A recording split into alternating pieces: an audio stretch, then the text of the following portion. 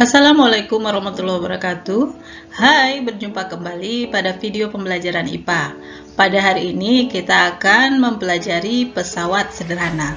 Langsung saja ya. Coba perhatikan animasi berikut ini. Saat kita membuka tutup botol, untuk mempermudahnya kita biasanya menggunakan pembuka tutup botol. Tahukah kamu, pembuka tutup botol merupakan salah satu contoh pesawat sederhana. Lalu, apa itu pesawat sederhana? Apa saja jenis-jenis pesawat sederhana? Untuk memahaminya, kita ikuti materi berikut ini.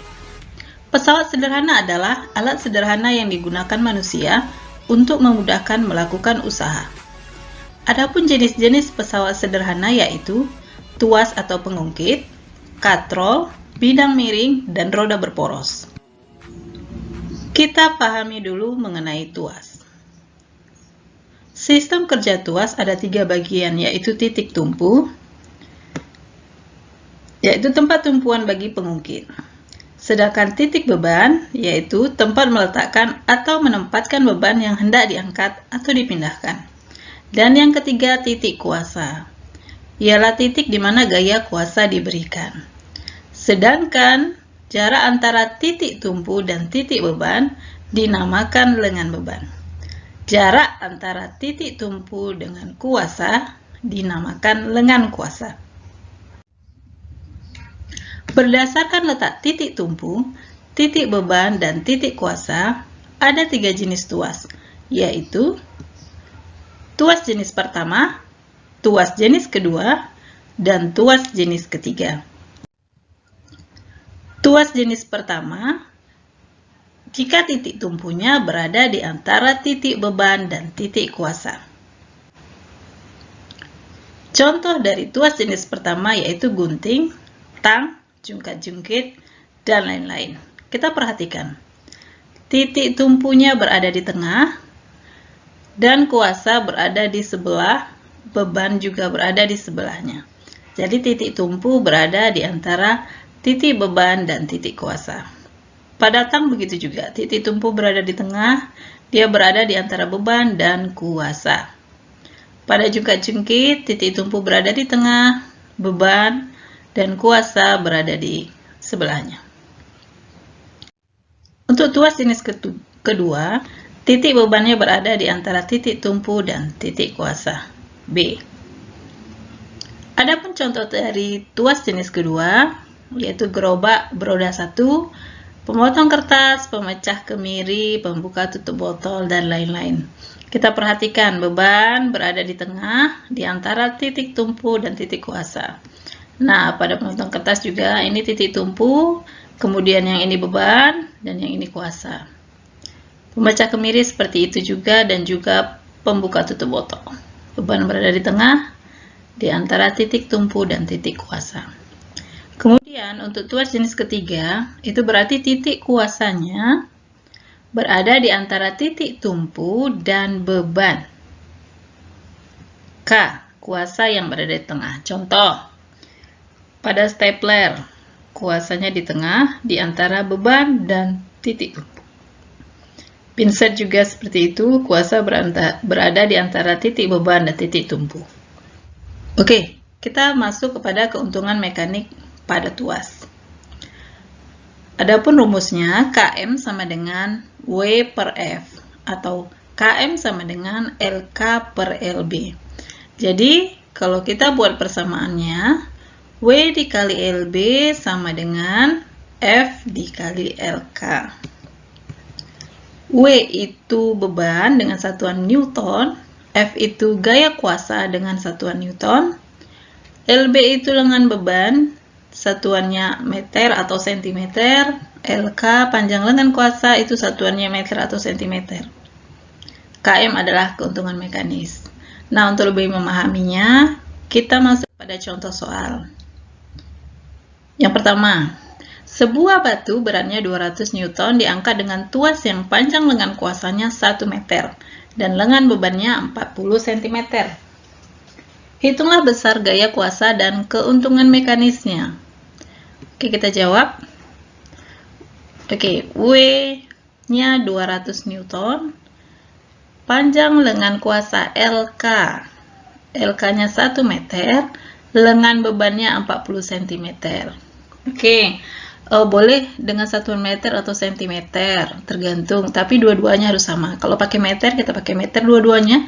Kalau sentimeter, kita pakai sentimeter dua-duanya. Nah, untuk lebih mudahnya, saya ubah saja meter ke sentimeter. Jadi 1 meter 100 cm. Oke, jadi apa yang ditanya? Hitunglah besar gaya kuasa F-nya dan keuntungan mekanisnya, Km. Oke, kita jawab. Kita masukkan rumus persamaannya, W kali LB sama dengan F kali LK. Maka, F sama dengan 8000 dibagi 100, kita dapat 80 N. Nah, untuk yang kedua KM-nya. KM-nya itu bisa kita pakai W per F atau LK per LB. Kita coba yang LK per LB. LK-nya 100, LB-nya 40.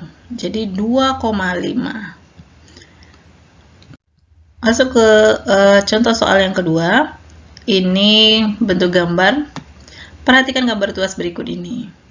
Yang ditanya berapa F dan KM-nya. Berapa gaya dan keuntungan mekanisnya. Kita lihat ya.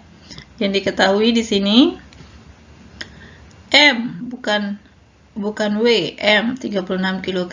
Jadi kita cari dulu M-nya. Kita cari dulu W-nya. W itu M dikali G.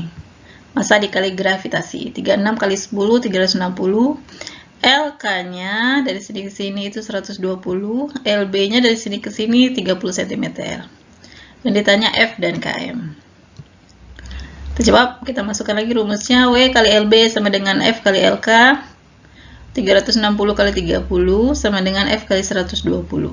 Ya, F-nya 10.000 per 120, 90 Newton. KM-nya kita coba yang pakai rumus W per F.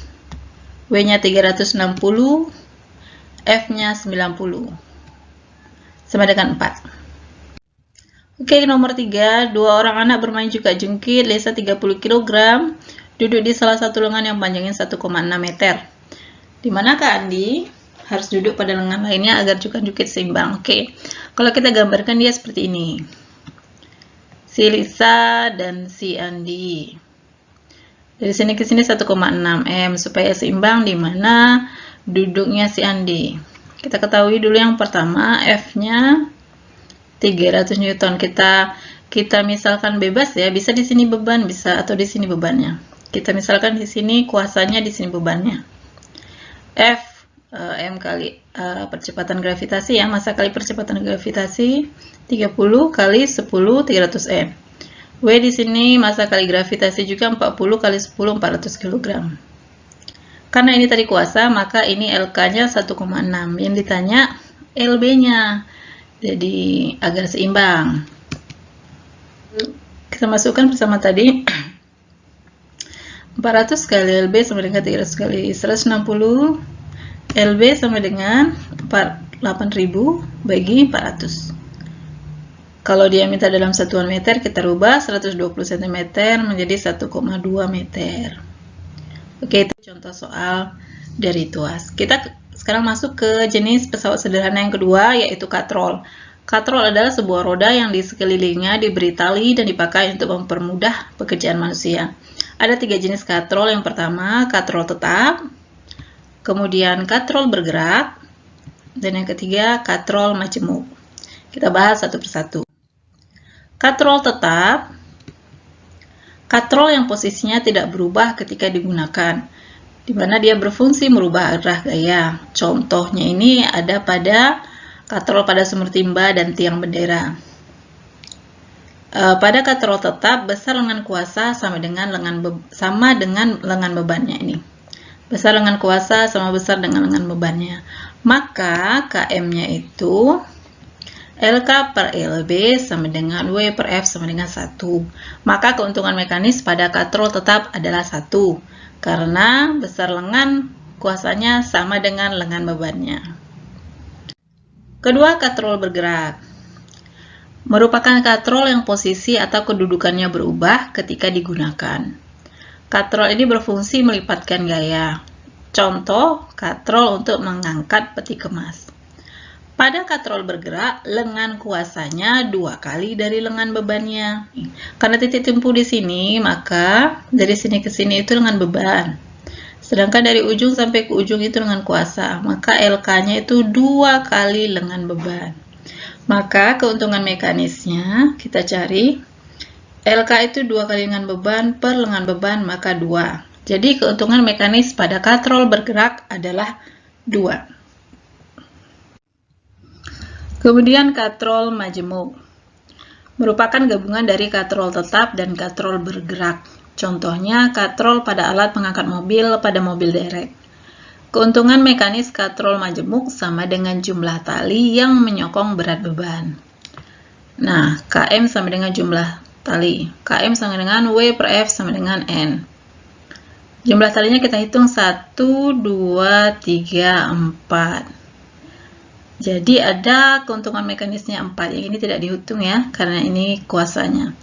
Kecuali kuasanya arahnya ke atas, maka itu kita hitung. Jadi kalau arah kuasanya itu ke atas, keuntungan mekanisnya jumlah tali ditambah 1.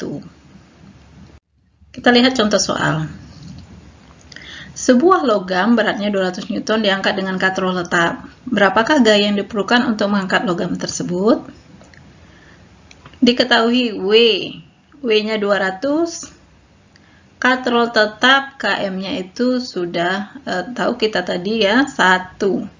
Maka kita tinggal mencari F-nya.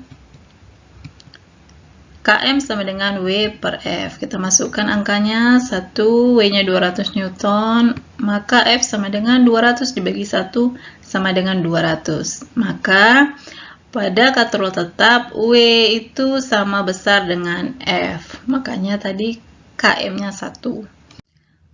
Kemudian lanjut contoh soal berikutnya. Sebuah benda yang memiliki massa 90 kg diangkat dengan katrol bergerak. Hitunglah kuasanya. Oke, kita buat dulu diketahui. Karena ini diketahuinya massa, maka kita ubah dia ke berat dulu. W itu M dikali G. 90 kali 10 meter per sekon kuadrat. Gravitasi bumi 10 meter per sekon kuadrat. Maka hasilnya 900 Newton. KM-nya 2. Dari mana? Katrol bergerak. Tadi kita sudah ketahui bersama, KM dari katrol bergerak adalah 2. Ya, langsung kita hitung F-nya. Kita masukkan rumus Km W per F.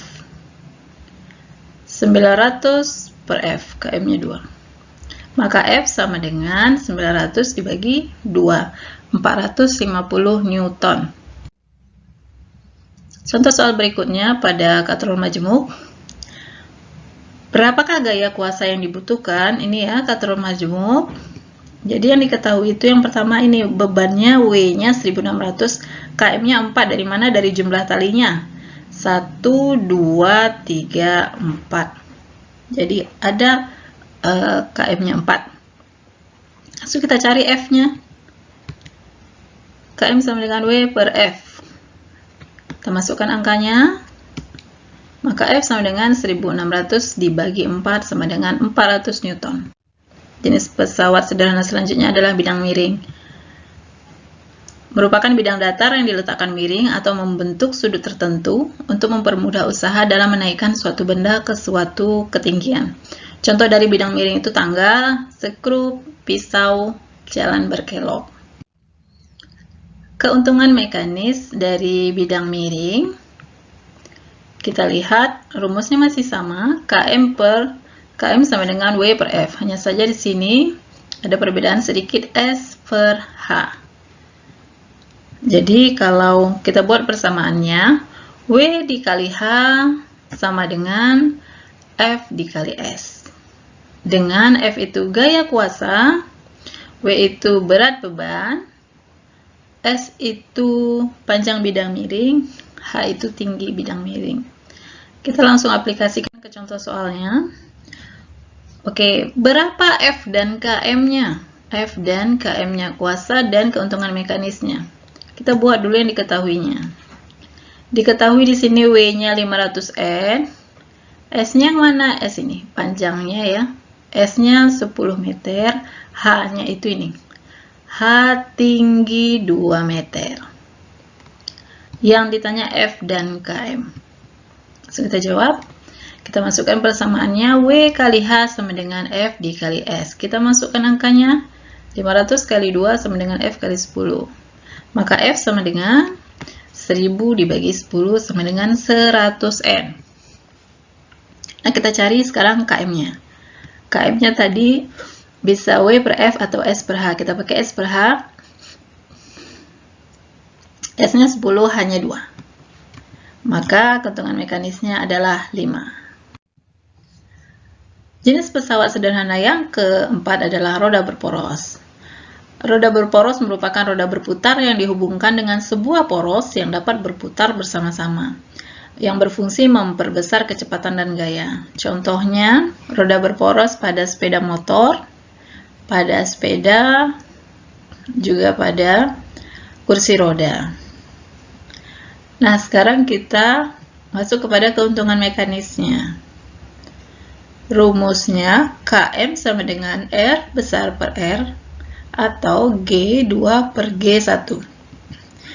Dengan G1 itu jumlah gigi pada roda pertama atau porosnya, G2 itu jumlah gigi pada roda kedua. R besar itu jari-jari gear besar atau jari-jari roda, sedangkan R kecil itu jari-jari poros. Kita lihat contoh soal. Sebuah roda berporos diketahui jari-jari rodanya 0,5 M, sedangkan jari-jari porosnya 20 cm. Berapa keuntungan mekanis roda tersebut? Kita cari.